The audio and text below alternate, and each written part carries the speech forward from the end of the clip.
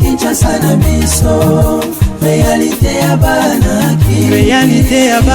réalité ya banakino. Chef de l'État congolais Félix Antoine Tshisekedi Tshilombo s'exprima qui lobby na tribune ya COP 26 wapi atalisaki richesse ya bassin du Congo face ya réchauffement climatique. Ministère ya Pétentique ba démentir rumeur o ebandaki ko circuler lobby koloba que ministre Augustin Kibasa Maliba a pekisi vente ya ba forfait na ba réseau ya communication. Incursion ya ba rebelle et salamaki na Bukavu na butu ya lobby kino total la tongo ya lelo wande quelques sujets o ngala bino to ko développer une édition na biso ya mokolo lelo KNB News on a na plaisir ya ko présenter les bino pe na souhaiter bino bolandi malamu.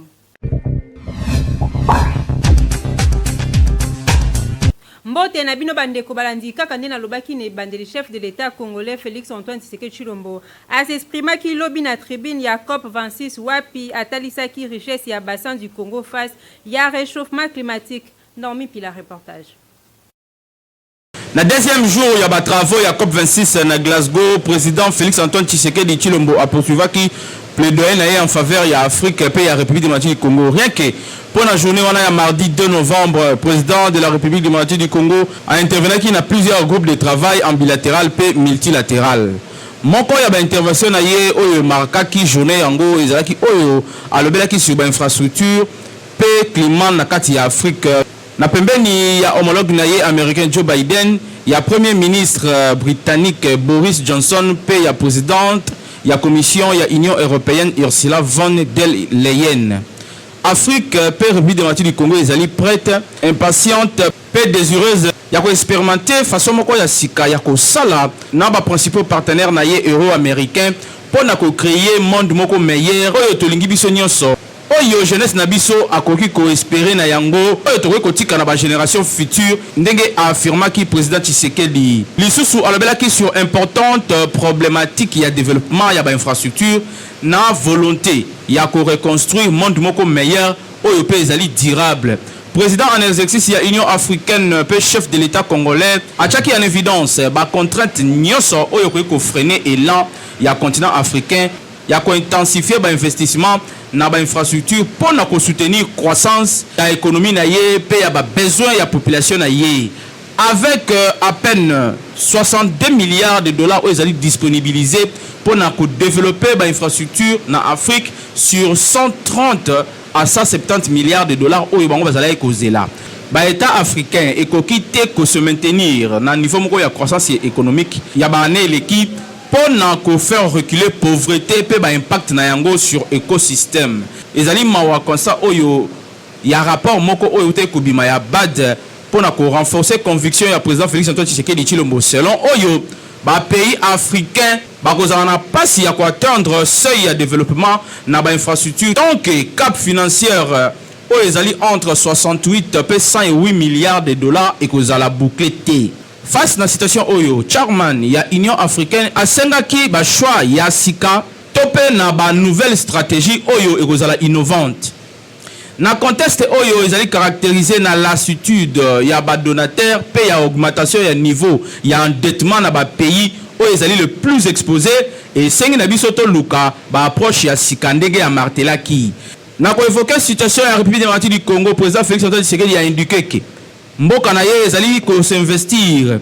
na approche moko particulière pour na ko combiner développement ya ba ressources minières na oyo ya ba infrastructure essentielle pour na ye ba solution innovante ezali possible pour autant que ba leader ya ba pays donateur ba ko manifester ferme volonté politique ya ko sunga abakisaki ke Afrique topé République démocratique du Congo ezali prête ya ko s'engager na ba discussion immédiate sur portefeuille ya ba projet pour na ba investissement concret pe catalytique oyo eko permettre na bango ba le ka ba obstacle nyonso pe ezali possible pe imaginable ya ko réaliser makambo nyonso oyo bazali koloba na session oyo ezalaki dédié na mai pe na bazamba président Félix Antoine Tshisekedi Tshilombo a démontré ki importance nyonso oyo ezali forestier pe ya écosystème oyo République démocratique du Congo azali na yango mokili mobimba esengeli agir pour na ko protéger poumon mondial oyo ndenge tokoki ko retenir na intervention na ye po ete République démocratique du Congo azali lelo lokola pays moko oyo ezali na ba solution na makambo ebele surtout na makambo etali réchauffement climatique. Kaka na marge ya COP26 président Félix Antoine Tshisekedi Tshilombo esengeli a exposé devant assistance moko très intéressé ba tout énergétique il y a projet Grand Inga Kinshasa et l'équipe partout. Ministre ya PTNTIC Augustin Kibasa Mali bazalaki une audience na bactère pe animateur ya secteur ya télécom pour la mise en application ya loi ya sika. Bolanda. Na biro na ya mosala mokolo ya mardi 2 novembre 2021 ministre ya PTNTIC Augustin Kibasa Mali ba a sololaki na ba animateur ya ba entreprise ya secteur na ye pour la mise en application, il y a une nouvelle loi Oyo et Zalaki promulguée et publiée dans le journal officiel sur la télécommunication et la nouvelle technologie de l'information et de la communication. Alors, Bakina Bango, que nouvelle loi Oyo et Zali offrir opportunité à Sika pour nous booster le secteur Oyo et Zali na charge na ye Oyo Bango P, Bazali ko participer na développement nango. Na Bango lisusu atalisaki ke il faut commission moko esalema rapidement pour nous réfléchir sur les mesures d'encadrement, il y a loi yango. Pour être loi yakala, oyo ezalaki loi 013 et soit qui ba mesure d'encadrement approprié. Mais si koyo na lo mbango nyonso asengi na bactère na ba gestionnaire ya secteur et sengeli ba se mettre ensemble sous l'autorité na yemoko ministre Kibasa pour na collaborer ya liboso ba terme de référence oyo et ko diriger ba travaux nyonso Peko proposé ba mesure d'encadrement topé ya application ya loi yango na koluka ko préserver quand même ba attribué ya l'état pour secteur ya communication et zali secteur moko très sensible et sécuritaire. Kinshasa et l'équipe partout. Incursion ya ba rebelle salamaki na Bukavu na butu ya lobi kino totani la tongo ya lelo na tansiata pour na ba détail. Ba élément ya ba forces armées ya République démocratique du Congo bazali ko procéder sikoyo déjà na ba opération ya ratissage na ville ya Bukavu après butu moko pe tongo moko ezalaki très agité suite na incursion ya groupe ya ba rebelle moko oyo bayaki pour na ko libérer pays selon bango. Précision oyo esalemi na major Dieudonné Kasereka moko ba porte-parole ya armée na Sud Kivu a précisé que ba élément rebelle oyo ba s'infiltrer en tenue civile pe bazali ko luka ko camoufler na kati ya population. Major Dieudonné Kasereka a invité population na Kimia pe a collaborer na la service ya sécurité. Pona sikoyo certains militaires bazali ko contrôler à point mususu chaud ya ville ya Bukavu na ba barrière pe ba militaire mususu bazali ko sala ronde na certains coins ya Bukavu et sengali ko rappeler que depuis une heure, il y a mercredi, groupe ya bandi moko identifié le col la rebelle, ya mouvement CPC 64, bah cela qui incursion la ville ya Bukavu, pe babande ko tirer babal en l'air, bah senga ki kutu na batu, bah se joindre na bango pour na ko libérer Mboka. Et senga ko ba ke attaque yango et sali que 6 personnes ba kufi, 2 militaires pe ba policier lisusu ba périr na kati ya likambo yango bilan oyo epesami na gouverneur ya Sud Kivu Théo Kasipe et salami après réunion ya conseil de sécurité provincial oyo salemaki après attaque wana plusieurs commissariats ezalaki ciblé ba homme armé oyo bazalaki neutraliser na ba force ya sécurité pe ya défense selon gouverneur 4 bazalaki blessé pe 36 nde bazali capturé pe bazalaki présenté na presse 14 armes de guerre ezalaki pe récupéré. Banquette ezali ko continuer pour na ko identifier ba auteur matériel pe intellectuel ya situation oyo pour na ko dégager ba responsabilité. Kinshasa et l'équipe partout. Ministère ya PTNTIC a démentir ba rumeur oyo bande ko circuler ko loba que ministre Augustin Kibasa Mali ba pekisi vente ya ba forfait na ba réseau ya communication. Image pe commentaire ya Nomi Pila. Contrairement à la fausse information, et tambola ki mokolo ya lubi eleki na ville province ya Kinshasa pe na République du Congo mobimba ministère ya poste télécommunication pe ba nouvelle technologie de l'information de la communication ba informer opinion tant nationale qu'internationale que ministre Augustin Kibasa Mali ba astinda ki note circulaire mon côté ko senga réglementation topé ko kata vente ya ba mégabyte na ba opérateur ya téléphonie mobile na RDC yango ezali information moko fausse pe ezali rumeur moko euti na bato ya mitema mabe o bazali na posa ya conduire na la personne ya ministre Augustin Kibasa Mali ba ndenge équipe ya communication na ye ba informaki na presse na nzela ya communiquer moko ekomelaki KNB News mokolo ya bieleki yango batalisi que population esengeli ezala pe demeurer vigilant pour na ko céder na manipulation ata moko côté ya ba ennemi ya République au bazali connuire na la personne ya ministre Augustin Kibasa Maliba Kinshasa et l'équipe partout.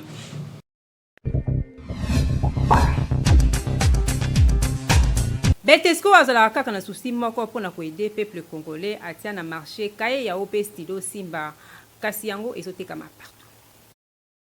Toujours na souci ya kosunga mboka pe kosunga population congolaise kaka ndenge boyebeli société oyo monene na République démocratique du Congo Beltesco toujours pembeni ya population na ko accompagner bango na nyonso lelo lisusu ayeli bino bakaye yao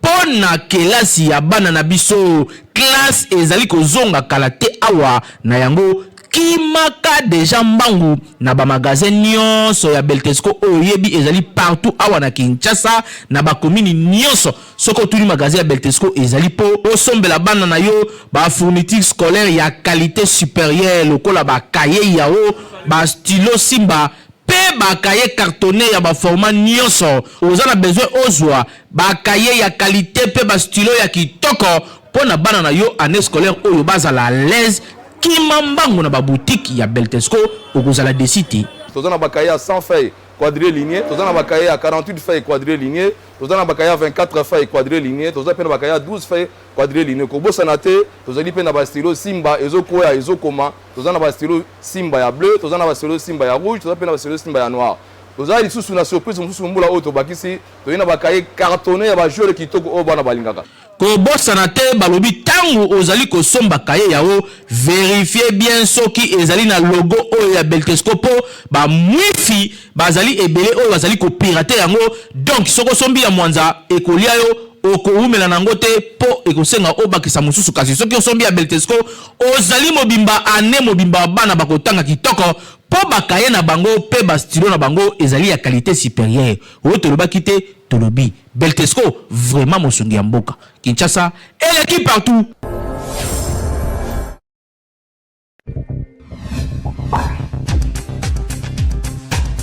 Lelo mokili célébrer journée mondiale de la gentillesse yomtu ozalaka kelongi kanda kanda obima kopesa ba voisin bonjour te journée o eza pona yo normi pila pona ba détail.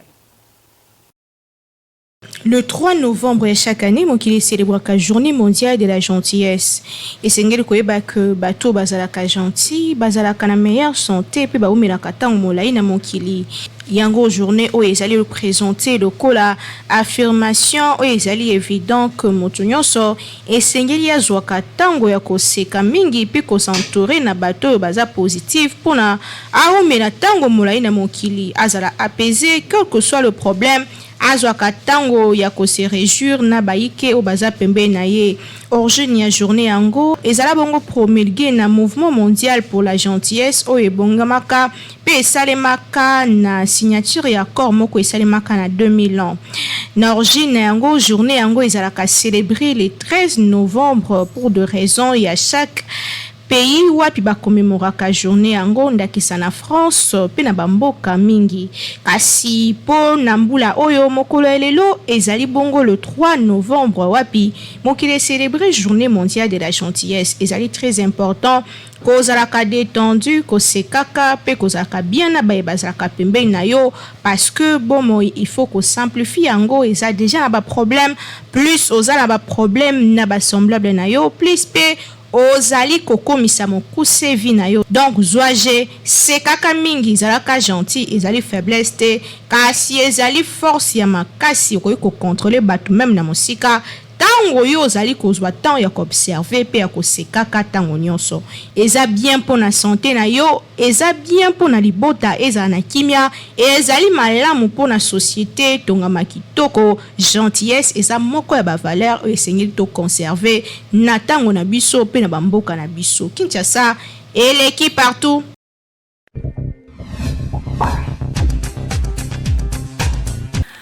KNB News, première chaîne d'actualité en continu kasina lingala oyo wapi atie émission na bino bolinga kaming na YouTube Kindoki politique avec Naomi Pila kasi bobo sanate ko s'abonner. Mais la déclaration na président Jean-Pierre Bemba o azali moko ya ba homme politique ya munene ana mboka na biso a dénoncé moi quelques inégalités ya ba biloko ndenge salemi koloba que procédure en l'équipe vraiment malamu mingte mais na suka yango apesi ba proposition une manière ya mi bomba alors que ma belle ami bombité c'est ça la hauteur ya mboka après tout c'est le pays. Après tout, c'est le pays.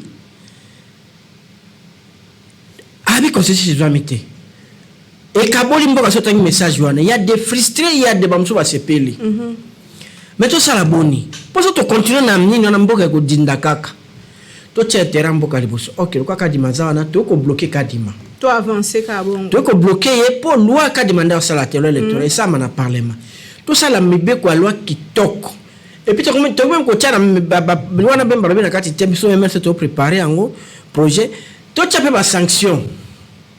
ceux qui au président c'est nous président publier ba résultat c'est appliquer ba mibe côté na loi électorale qui va publier bureau par bureau au cause de sanction pénale par exemple tu peux être passible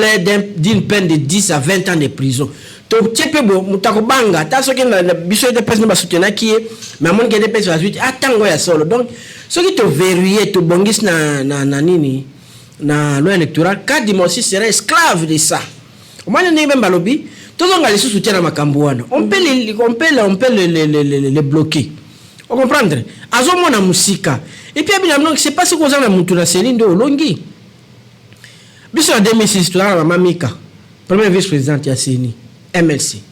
2011 professeur Njoli tozwa nini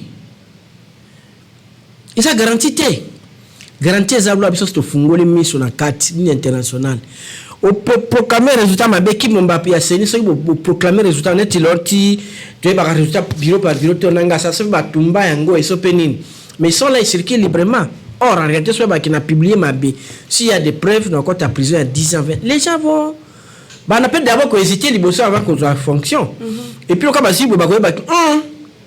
ce qui n'a présenté quand dit Mabé bah qu'on prouver que le résultat Mabé dans ça la prison ça ne vaut pas la peine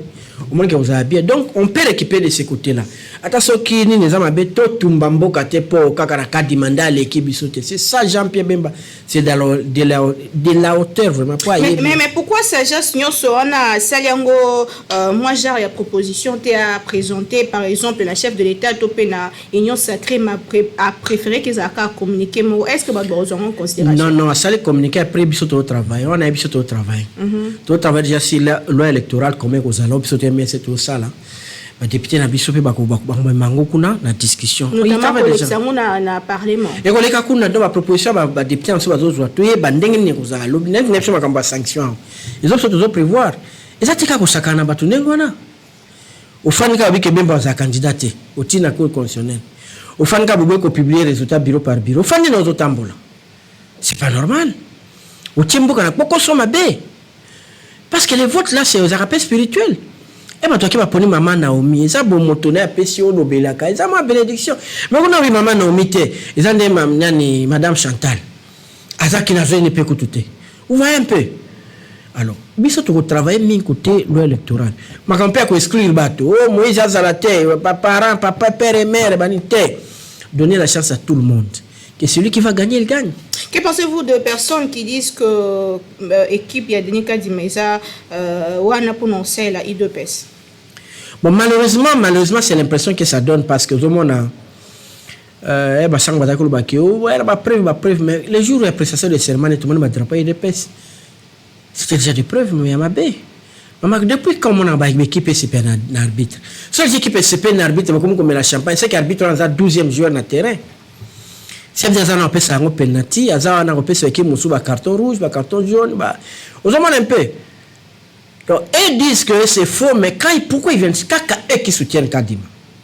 C'est déjà un indice, non? Et puis, quand les prestations de serment, ils viennent avec les drapeaux du parti. Kadima n'est pas du parti. C'est ça le problème. Donc, on va l'émission, on a vu ça avec une politique à mon hello. Tout ça, bon, on a monsieur Joseph Ngoto, moi, quand il va fédéral, il y a MLC, Nazalaka. Prochainement, le premier vice-président interfédéral à la ville de Kinshasa. OK. Et puis dans le président il y a structure intellectuelle à parti parlement jeunesse. Donc baro et puis communicateur à parti. D'accord, monsieur Joseph Ngoto, yango eza corgé population et lundi biso. Alors tout le bel kambetali prorogation il y a état de siège, le but au mona kindenge plénière ezala qui est un peu mouvementé, ba député babimi monsieur le premier vice-président et Assemblée nationale a répondre na ba député ba gangi keza insulte de linge kani ko commenter au moins fait au esalema kilobi alors que tout la biso sur intérêt à sécurité à Esther démocratique Congo.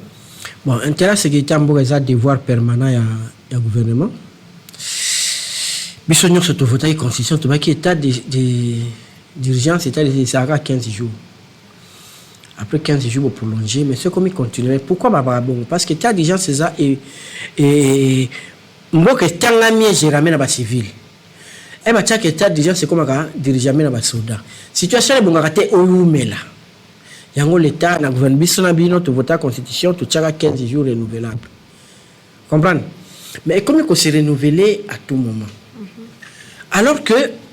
bandeko wana ya Ituri nani babeke no il fallait faut faire ça évaluation. Ba tchaka benga mais c'est ya finance, ya nini ya défense, alors que ça n'a pas été bien préparé.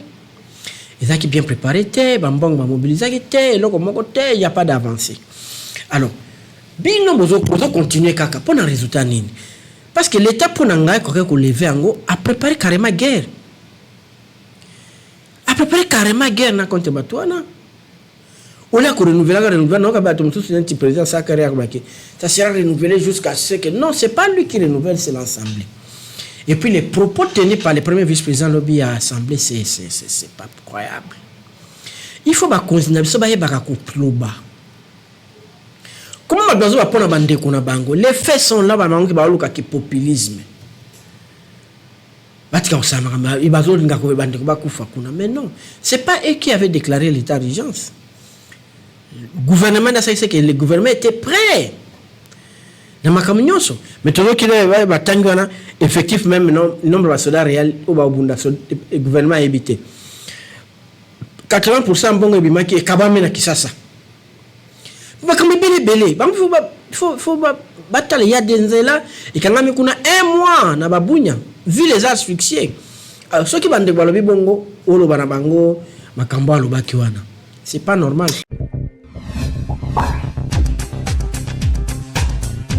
Comportement ya mibali oyo bazalaka suka kabwena mwasi abotoli biloko nyonso sombele yango nde intéressant ki biso lelo na KNB News. Boka nde bakinyo ba réagir ki awa na micro ya Peggy Ilonga.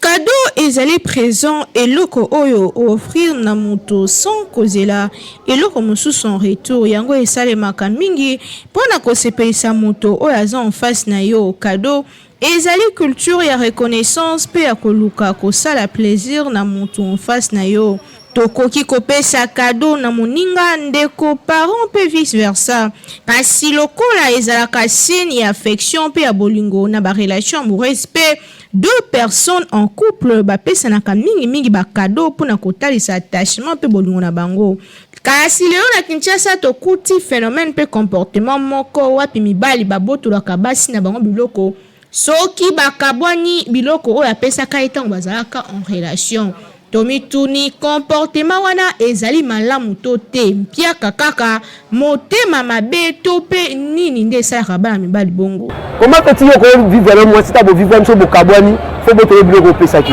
Eza en sens te et en sens ata mukete. C'est bon yozu oyo sombela ki. Yesko so asengi oyo pa pesa o pesa nini. Ya? Ya le wa mwana komi na mbongo aye le papa na ye, papa parent na ye papa na mwana komi na mbongo belé on est ça dans la vie c'est dans mon papier comme ça dans une seconde est-ce que papa moi go salango et ko za la tête donc c'est regrettable na mibalo ba sala bio ko za malamu te wana baba shopping vrai Dieu le roi biso ba DJ Chama boye na salini moi si makambo po boyi ngai suite ba drink ba ko ya ba retard na botele ba plan mais za la tête wana baba faux gen wa ba jeune wa vendre mingi na kotanga ba communauté pour mona on a bougé commune on a pesi ba conseil que so boyi moi si pesi chance à la vie na tu comprends comment na niveau ya kosenga ba plan na te pesa respect pesa pouvoir wana conseil luta mingi akozana ba réserve makambo so kolobela o ya kosenga ngo ba opesa nga banzoto na nga bataya ebele osalela ngo conseil na opesa bango de mutu aza na kati na losambo akozana ba pensée wana te oh napela ko plan bo pesa ngo boto nango de kotika bulu na ba faux jeune wana ba shopping vrai job vrai nora kosama mwana te waluka linkonda so c'est que ya mungu na nzungu lotie mungu na damas ya poli ngezongi zonga mbuma wale komi bwa wana penzela bien te so bokabona na mwasi atosombelaki biloko bakabelo ba telefone bani donc tikela kaka tikela yango biloko ya mokili yango ba bien matériel osala nango eloko moko te quoi donc tikela ye moko nzambe ye moko nda akojuge soki asalaki yo mabe tika ata asalaki yo mabe te so bokesengi bokabwana tikela ye yango biloko ya mokili mema opai moko te atozwi yango te yango eloko te atika mpena comportement on eza bien ata moke te donc mwasi so déjà bozana ye déjà akomi déjà yayo soki esengi bokabwani mpe kobotola eloko moko te biloko ya mokili donc nona kobandela yango biloko ya mokili eza nango ntina te donc jeune oyo ayebi koluka par rapport à comportement mibali wana namonaka bango bayuma pour un vrai mobali soki alingani na mwasi s'engager na relation moko x na mwasi aza être moko très faible à cause ça demande pas mobile à chaque fois mobile sombelanga bo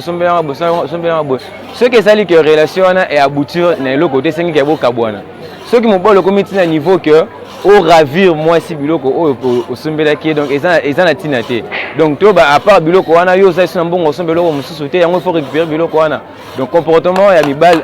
envers basi na ba façon wana eza penza bien te. Ndeko mobali yeba que rupture ezali fin du monde te, il faut toujours que se maîtriser et ezali intéressant te que bokaboni na mwasi oboto la biloko sombela ye alors que bozalaki na ye ensemble pe azalaki cher pona yo soki opesa moto eloko mwasi to moninga ata kondeko na yo yeba que ezali lisusu ya ko récupérer te po ezali cadeau, c'est-à-dire que cadeau ba pesa kape ba bosani ba senga kayango lisusu te ezali vraiment indécent ko kene ko senga moto biloko pesa ye pendant que bozalaki en couple et bongo compagnie na ye pendant tous ces temps topé tango nyonso ya malamu bolekisa na ye est-ce que wana pe ba ko futisa yango ezalaka cadeau mwasi akoki kopesa mobali cadeau mobali pa akoki kopesa mwasi cadeau yebela vie eza compliqué kofutisaka moto eloko te quel que soit mabe asali yo wana eza conseil Kinshasa et l'équipe partout. Merci Nabino Bayenyo Sobozo qui libaku ya kolanda KNB News ya mokola lelo merci na confiance pe fidélité bozo lembate na kopesa KNB News kasina bosa na te kopesa merci na équipe technique puis rédactionnelle obasala ki mosala ki toko na sima caméra tozala ki bongo na Hervé Zaka régie et Simba Maki na Timothée Kayembe na réalisation ya Nathan Siata toujours na coordination ya grand lien ya communication Jimmy Mukendi Chimanganga na bino tokutani mikolo ezali koya kasi na souhaiter bino kimia na mabota na bino. Magazine,